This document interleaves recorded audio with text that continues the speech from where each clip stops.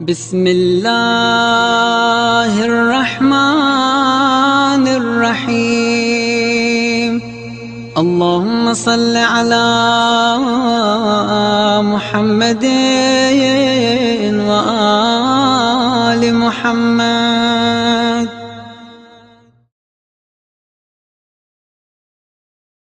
اعوذ باللہ السمیع العلیم من الشیطان اللعین الرجیم بسم اللہ الرحمن الرحیم۔ عباد اللہ اوصیکم ونفسی بتقوی اللہ۔ خطبہ دوم میں اپنے نفس کو اور تمام حاضرین تمام مومنین کو تقوی الہی کی سفارش کرتا ہوں۔ بارگاہ الہی میں اعمال کی قبولیت کی شرط اور بارگاہ الہی میں انسان کے لیے باعث کرامت تقوی الہی ہے۔ گزشتہ ہفتوں میں جو گفتگو آپ کی خدمت میں پیش کی گئی، توبہ کی حقیقت کیا ہے، توبہ ملا محسن فیض کاشانی رضوان اللہ تعالی علیہ کی کتاب محجت البیضاء سے جو توبہ کی تعریف آپ کی خدمت میں پیش کی گئی کہ حقیقت توبہ مرکب ہے تین چیزوں سے۔ پہلے مرحلے کا نام، پہلے دور کا نام، پہلے دور کا تعلق علم سے ہے۔ دوسرا مرحلہ، دوسرا دور انسان کی حالت ہے، اور تیسرا مرحلہ توبہ کے لیے فعل ہے، انسان ایک عمل انجام دیتا ہے۔ افعال انسان سے جو افعال سرزد ہوتے ہیں، جو انسان کام کرتا ہے، ان کاموں کا تعلق دو طریقے سے انسان سے ہوتا ہے۔ یا کام انسان اپنے اعضاء اور جوارح، ظاہری اعضاء کے ذریعے کرتا ہے، ظاہری اعضاء اور جوارح سے انجام دیتا ہے، اس کو فعل جوارح کہتے ہیں۔ یا انسان دل سے کوئی کام انجام دیتا ہے، جس کو کبھی ہم نیت سے تعبیر کرتے ہیں، ارادے سے تعبیر کرتے ہیں۔ ارادہ، اس میں ہاتھ پیر چلنے کی ضرورت نہیں ہے، ظاہری اعضاء انسان کے ایکٹیو نہیں ہوتے، بلکہ دل سے انسان ارادہ کرتا ہے، اس کو فعل جوانحی کہتے ہیں۔ توبہ میں فعل سے مراد یہی فعل جوانح ہے کہ انسان نیت کر لے، عزم راسخ کر لے، مستحکم ارادہ کر لے کہ آئندہ اس فعل کو انجام نہیں دیں گے، اس کام کو انجام نہیں دیں گے کہ جو ہم سے سرزد ہو چکا ہے، جس کو ہم نے پہلے انجام دیا ہے۔ یعنی تیسرا مرحلہ توبہ کے لیے یہ ہے کہ انسان پہلے مرحلے میں علم، یعنی اس کو یہ پتہ چلتا ہے، یہ معلوم ہوتا ہے کہ جو گناہ ہم نے انجام دیا ہے یہ بہت ہی برا تھا ہماری ذات کے لیے، اس کا اثر ہماری ذات پر برا ہونے والا ہے۔ لہٰذا اس کے اندر دوسری صورت میں، یعنی دوسرے مرحلے میں ایک حالت پیدا ہوتی ہے، اس کے نفس میں یہ حالت یہ ہوتی ہے کہ یہ شرمندہ ہوتا ہے، نادم ہوتا ہے اپنے کیے ہوئے پر، پشیمان ہوتا ہے اپنے کیے پر۔ پشیمان ہونے کے بعد تیسرے مرحلے میں یہ ارادہ کرتا ہے، عزم کرتا ہے، مستحکم ارادہ کہ اب آئندہ ایسی غلطی نہیں کریں گے۔ یہ توبہ کے لیے تیسرا مرحلہ ہے۔ اور یہ عزم ظاہر ہے کہ انسان کے ہاتھ پیر، ظاہری اعضاء اور جوارح سے تعلق نہیں رکھتا، بلکہ دل کے اندر کی بات ہے، دل کے اندر انسان یہ نیت کرتا ہے۔ لہٰذا اس کو ہم فعل کہتے ہیں، لیکن فعل جوانحی ہے جو ظاہر میں، یعنی دیکھنے میں نہیں آتا، انسان دوسرا اس کو لمس نہیں کر سکتا، دوسرا اس کو محسوس نہیں کر سکتا کہ سامنے والے نے کوئی ارادہ کیا ہے، ظاہر ہے کہ وہ دل سے تعلق رکھتا ہے۔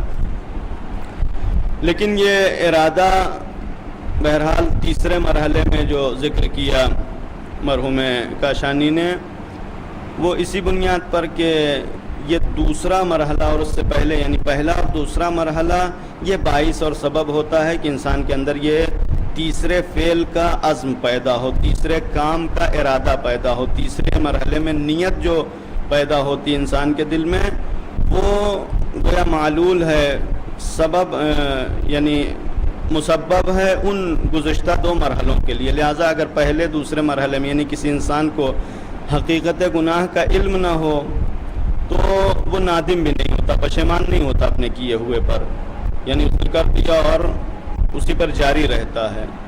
جب علم ہوتا ہے تو ندامت آتی ہے، اور جب ندامت ہوتی ہے تب انسان آئندہ کے لیے ترک کا گناہ کرتا، ارادہ کرتا ہے ترک کرنے کا کہ آئندہ ایسا کوئی عمل انجام نہیں دیں گے، ایسا کوئی گناہ نہیں کریں گے۔ لہذا پہلے انسان کی ندامت ہے، اور ندامت کے بعد یعنی جتنی سخت پشیمانی ہوگی، جتنی سخت ندامت ہوگی، اتنا ہی مستحکم آئندہ کے لیے ارادہ ہوگا۔ اسی بنیاد پر بعض احادیث امام جعفر صادق علیہ السلام سے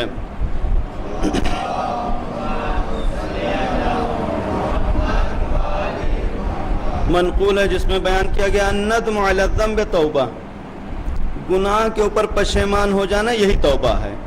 کیوں پشیمانی ہی کو توبہ کہا گیا؟ یعنی تیسرے مرحلے کو پھر ذکر نہیں کیا، اسی وجہ سے ذکر نہیں کیا کہ پشیمانی کا لازمہ یہ ہے کہ انسان پھر ارادہ کر لے گا کہ آئندہ گناہ نہ کرے، اور یہ انسان کی خصلت ہے کہ جتنا پشیمان ہوتا ہے کسی فعل پر، اتنا ہی سخت طریقے سے، اتنا ہی مستحکم طریقے سے آئندہ اس کو ترک کرنے کا ارادہ رکھتا ہے۔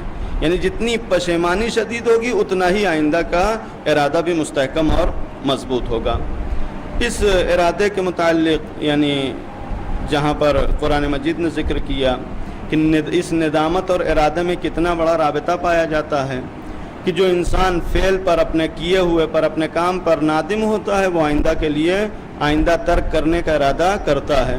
جو نادم نہیں ہوتا وہ ترک کا ارادہ بھی نہیں رکھتا، بلکہ کبھی برعکس بھی اس کے ہوتا ہے کہ نہ صرف ترک کرنے کا ارادہ نہیں کرتا بلکہ انجام دینے کا ارادہ کرتا ہے، اور یہ شیطان کی صفت ہے۔ قرآن مجید نے جہاں شیطان کے گناہ کا ذکر کیا، شیطان کے عصیان اور اس کے معصیت اور اس کی نافرمانی کا ذکر کیا، سورہ 7 کی 71 نمبر سے 85 نمبر کی آیات، یعنی تقریباً 15-16 آیات نے شیطان کے مفصل اس عمل کا تذکرہ کیا گیا کہ پروردگار عالم نے حکم دیا شیطان کو کہ جناب آدم کے پتلے کے سامنے سجدہ کریں، شیطان نے انکار کیا، سجدہ نہیں کیا۔ بہرحال یہ ایک معصیت تھی، نافرمانی تھی پروردگار عالم کے حکم کی، لہٰذا پروردگار عالم نے سوال کیا۔ شیطان کی جرأت دیکھیں کہ پہلے مرحلے میں ایک سادہ سی معصیت ہے، ایک سادہ سی نافرمانی ہے، یعنی پروردگار عالم کے امر کو انجام نہیں دیا، لیکن جب پروردگار عالم نے سوال کیا کہ کیوں انجام نہیں دیا تو اکڑ دکھلائی، تکبر، کہا کہ جس کو تم نے مٹی سے پیدا کیا، ہم کو آگ سے پیدا کیا، اور ہم یعنی ہماری طبیعت یہ گوارا نہیں کرتی کہ ہم بڑے بزرگ ہو کر اور ایک مٹی کے سامنے، ایک بدبودار مٹی کے سامنے ہم سجدہ ریز ہو جائیں، سر کو جھکا دیں۔ یہ تکبر تھا۔ تکبر کے بعد پروردگار عالم نے اس کے اوپر عذاب نازل کیا۔ عذاب کیا تھا؟ کہا کہ فخرج منھا انک رجیم، بارگاہ سے نکال دیا، یعنی بارگاہ خاص سے پروردگار عالم نے نکال دیا کہ تو اس لائق نہیں ہے کہ فرشتوں کے ہمراہ زندگی گزارے، فرشتوں کے ساتھ رہنے کے لائق نہیں ہے، یعنی فرشتے فرما بردار ہیں اور تو نافرمان ہے، لہٰذا یہاں سے نکل جا۔ یہ پہلا عذاب پروردگار عالم کی جانب سے، پہلی سزا۔ دوسری سزا وَإِنَّ عَلَيْكَ لَعْنَةِ إِلَىٰ يَوْمِ الدِّينِ، اور اب قیامت تک کے لیے تیرے اوپر ہماری لعنت کا توقع ہے، یعنی پروردگار عالم نے اپنی لعنت کو کا مستحق قرار دے دیا اور لعنت بھیجا اس شیطان کے اوپر۔ شیطان پہلے مرحلے میں گناہ کار، دوسرے مرحلے میں متکبر، تیسرے مرحلے میں مستحق عذاب اور مستحق لعنت ہو گیا، لیکن اس کے باوجود اس کی جرأت میں کمی نہیں آئی، تکبر کم نہیں ہوا۔ پروردگار عالم کی لعنت کا مستحق قرار پانے کے بعد شیطان نے کیا کہا کہ پروردگار فانظرنی الی یوم یبعثون، ہمیں قیامت تک کی مہلت دے دیں۔ کس لیے؟ وہ سورہ اعراف میں بیان کیا کہ پروردگار عالم نے کہا کہ ہم یہ مہلت دیتے ہیں تجھے الی یوم الوقت المعلوم، اس نے قیامت تک کی مہلت مانگی تھی، پروردگار عالم نے ایک وقت معلوم تک کی مہلت دی اسے، اور اس کے بعد یہ مہلت مانگی کس لیے؟ کہا کہ ہم تیرے بندوں کو بہکائیں گے، لأغوینہم اجمعین الا عبادک منہم المخلصین، کہ ہم تیرے بندوں کو بہکائیں گے، یعنی خود گناہ گار تھا، متکبر، تکبر کیا، اس کے بعد پروردگار عالم نے عذاب نازل کر دیا۔ عذاب نازل ہونے کے بعد بھی انسان اس ذات کو، اس شیطان کو پشیمان ہونا چاہیے، لیکن جرأت اور تکبر دیکھیں کہ عذاب نازل ہونے کے بعد بھی اتنا جری ہے، اتنا متکبر ہے کہ بجائے اس کے کہ پشیمان ہوتا، کہتا ہے کہ نہیں پروردگار عالم ہم تو خود گمراہ ہی ہیں، لہذا ہمیں اور بھی مہلت دے تاکہ دوسروں کو بھی گمراہ کر سکیں۔ یہ ایک شیطانی صفت ہے کہ معصیت کے سامنے معصیت کرنے کے بعد گناہ کرنے کے بعد پشیمان نہیں ہوتا بلکہ اس کی جرأت اور بڑھتی جاتی ہے. بہت سارے انسان ہوتے ہیں کہ گناہ کرنے کے بعد بجائے اس کے کہ توبہ کی طرف جائیں ایک مایوسی کا شکار ہوتے ہیں. گناہ کے بعد ایک تصور جو ذہن میں پیدا ہوتا ہے جو ایک شیطانی تصور ہے کہ اب تو یہ گناہ ہو گیا, اب تو کوئی چارہ نہیں ہے, لہٰذا مثلاً اب اس کو جاری رکھتے ہیں, یعنی یہ گناہ ہماری زندگی کا حصہ بن گیا ہے. مثلاً جو اس کی بہت ہی واضح مثال ہے اور بہت ہی عام طریقے سے دیکھنے میں ملتی ہے, ایک انسان کو آپ ہیں کوئی نجس کھانے کے لیے, مثلاً کافر کے ہاتھ کا کھانا نجس ہے اور کھانا حرام ہے, ایک انسان کہتا ہے کہ نہیں ہم نہیں کھاتے ہیں, دوسرا کہتا ہے ہم تو کھاتے ہیں. یعنی کھاتے ہیں گویا یہ اپنے کو مستحق سمجھتا ہے کہ یہ حرام ہمارے لیے مثلاً جائز ہے, یہ تو ہم کرتے رہتے ہیں. یعنی چونکہ ایک مرتبہ اس نے کبھی کھا لیا لہذا کہتا ہے کہ ہم کھاتے رہتے ہیں. یعنی یہ اس بات کے اوپر قطعاً پشیمان نہیں ہے, شرمندہ نہیں ہے, نادم نہیں ہے کہ اگر ایک مرتبہ کھا لیا تو دوبارہ نہ کھانے کی کوشش کرتا, نہیں, یہ تو ہماری زندگی کا حصہ بن گیا. یہ ایک شیطانی فکر ہے. اس کے مقابلے میں انسان کی کیا حالت ہے؟ جناب آدم کا واقعہ قرآن مجید نے کس طریقے سے بیان کیا.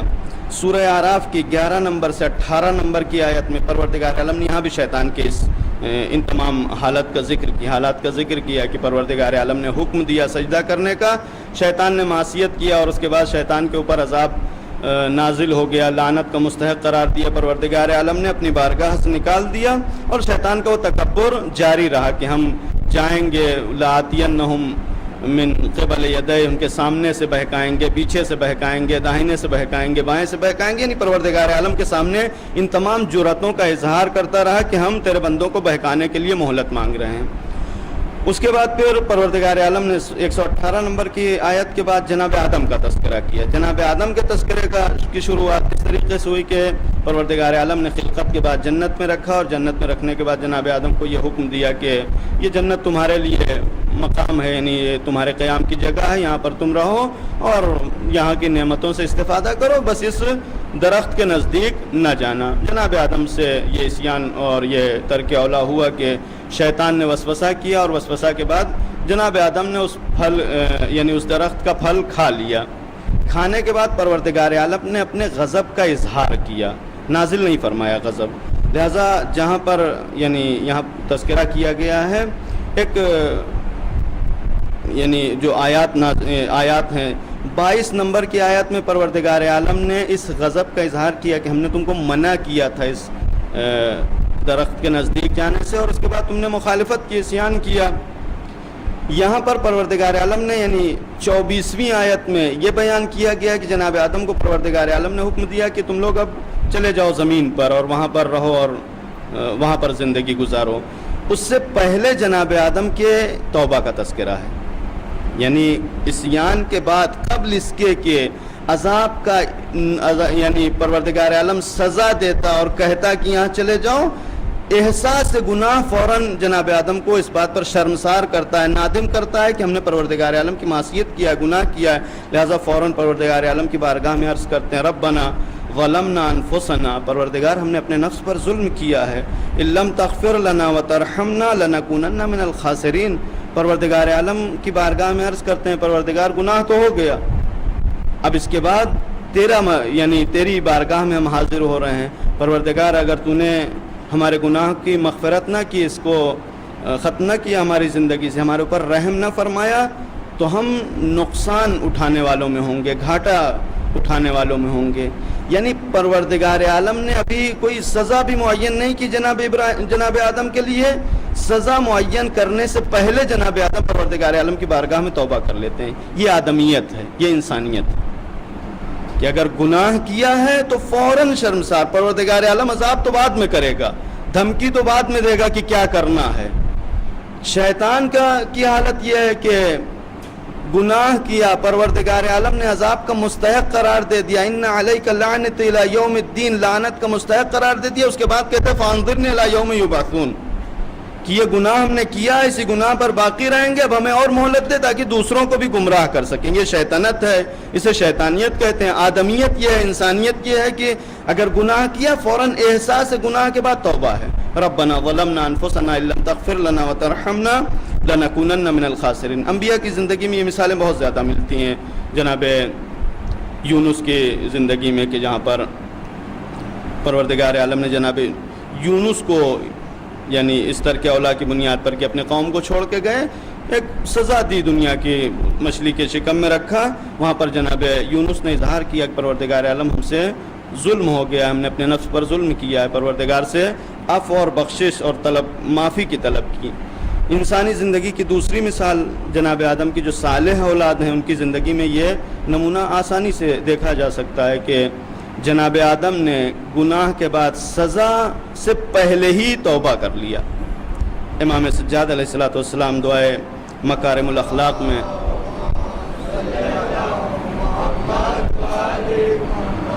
بیان کرتے ہیں، پروردگار عمرنی ما کان عمری بضلۃ فی طاعتک، پروردگار ہمیں ایسی عمر دے، ایسی زندگی دے کہ جو زندگی تیری اطاعت میں بسر ہو، اور اگر ایسا مرحلہ آ جائے فَإِذَا كَانَ عُمْرِي مَرْتَعًا لِلشَّيْطَانِ فَأَقْبِضْنِي إِلَيْكَ قَبْلَ أَنْ يَسْبِقَ مَقْتُكَ عَلَيَّ وَيَسْتَحْكِمَ غَضَبُكَ عَلَيَّ۔ پروردگار اگر ایسا ہو جائے کہ ہماری زندگی شیطان کی چراگاہ بن جائے، یعنی ہماری زندگی سے شیطان استفادہ کرے، تو قبل اس کے کہ تیرا عذاب ہمارے اوپر مستحکم ہو، نازل ہو، تیرا غضب ہم سے قریب ہو، ہماری روح کو قبض کر لے۔ یعنی ایسی زندگی ہمیں درکار نہیں جس میں غضب آئے۔ دیکھیں جناب آدم کی صالح اولاد کس طریقے سے معافی کی طلبگار ہیں کہ پروردگار ہم نہیں چاہتے ایسی زندگی کہ جس میں تیرا غضب آئے، یعنی قبل اس کے کہ غضب آئے یہ زندگی ختم ہو جائے، یعنی زندگی کا خاتمہ ہو جائے۔ صالحین کی زندگی ایسے ہی ہے کہ ان کی زندگی ان کی موت شر سے آسائش اور آرام کا ذریعہ بنتی ہے، اور زندگی خیر میں زیادتی کا ذریعہ بنتی ہے، یعنی زندگی ہے تو خیر اور نیکی کے ساتھ گزرتی ہے۔ جتنی زندگی بڑھتی جائے گی خیرات اور نیکیاں بڑھتی جائیں گی، اور موت آئے گی تو وہاں سے شر کا خاتمہ ہوگا۔ یہ انسانی زندگی کا مقصد ہے، جناب آدم کی زندگی میں، دیگر انبیاء کی زندگی میں، اور اس مثال میں ایک اور تذکرہ قرآن مجید کا کہ جہاں پر جناب یوسف کے بھائیوں کا گناہ کا تذکرہ، کہ جہاں پر انسان گویا گناہ سے پہلے ہی ندامت کا اظہار کر چکا ہے، یعنی اس طریقے کی ندامت گویا ایک مذاق ہے پروردگار عالم کے حکم کے ساتھ، کہ جناب یوسف کے بھائیوں نے جب اکٹھا ہوئے اور اکٹھا ہونے کے بعد جناب یوسف کے خلاف سازشیں کرنے لگے، تو ابھی گناہ انجام نہیں دیا، آج ہی سے یہ طے کر لیا کہ ہم یوسف کو قتل کر دیں گے یا کسی دور افتادہ زمین پر دور دراز علاقے میں چھوڑ دیں گے، اور اس کے بعد وَتَكُونُ مِن بَعْدِ قَوْمًا صَالِحِينَ، گناہ کریں گے اور گناہ کے بعد پھر صالح بن جائیں گے، استغفار کر لیں گے۔ یعنی ابھی گناہ نہیں کیا، اس سے پہلے ہی عزم توبہ ہے۔ ایسا بھی عزم توبہ انسان کے لیے سازندہ اور انسان کے لیے زندگی کے ساتھ سازگار نہیں، انسان کو فائدہ نہیں پہنچاتا۔ لہٰذا دیکھیں کہ انہوں نے جناب یوسف کے ساتھ جو کرنا تھا کیا، کنویں میں ڈال دیا، انہیں توبہ کی توفیق نہیں ہوئی، شرمسار نہیں تھے، اس لیے کہ جس انسان کو پہلے سے معلوم ہے کہ ہم گناہ کرنے جا رہے ہیں، اور پہلے ہی سے ارادہ یہ ہے کہ ابھی گناہ کا مرحلہ ہے، گناہ کریں گے، بعد میں توبہ کر لیں گے، استغفار کر لیں گے، بعد میں صالح ہو جائیں گے، پروردگار عالم نے توفیق نہیں دی۔ اور اس کے بعد استغفار کب قبول ہوا، ان کا توبہ بھی قبول ہوا، لیکن کب؟ جب حقیقت میں شرمندہ ہوئے۔ یعنی یہ تو شرمندگی کا ناٹک تھا صرف کہ ہم شرمندہ ہو جائیں گے اور صالح بن جائیں گے۔ لہٰذا جناب یوسف کو کنویں میں ڈالنے کے بعد ایک پوری زندگی گزاری انہوں نے، جوانی سے ضعیفی کے مرحلے تک پہنچ گئے اور توفیق نہیں ہوئی توبہ کی، یہاں تک کہ جناب یوسف دوبارہ پلٹ آئے، تب انہوں نے حقیقت میں شرمندگی کا اظہار کیا ہے جناب یعقوب کے سامنے، اور کہا کہ ہم نے یہ غلطی کی تھی، ہم سے یہ غلطی ہو گئی تھی، اب ہمارے لیے استغفار کریں۔ جناب یعقوب نے کہا کہ ہم استغفار کریں گے، سوف استغفر لکم ربی، ہم استغفار کریں گے تمہارے لیے۔ یعنی جب حقیقت میں شرمندہ ہوئے تب یہ استغفار کا مرحلہ آیا۔ لہذا شرمندگی کا احساس گناہ سے پہلے، یعنی انسان پہلے سے طے کر لے کہ پہلے گناہ کریں گے پھر شرمندہ ہوں گے، اس شرمندگی کا بھی کوئی فائدہ نہیں ہے۔ شرمندگی ہونا چاہیے، آئندہ ترک گناہ کا ارادہ ہو، ایسا نہ ہو کہ گناہ سے پہلے ہی شرمندگی اور بعد میں ترک گناہ کا کوئی مرحلہ نہیں آتا۔ لہذا ترک گناہ کے لیے ضروری ہے کہ انسان اپنے کیے ہوئے پر شرمندہ ہو اور اس کے بعد پھر عزم راسخ ہو، جیسا کہ صالحین کی زندگی میں امام موسیٰ کاظم علیہ السلام کے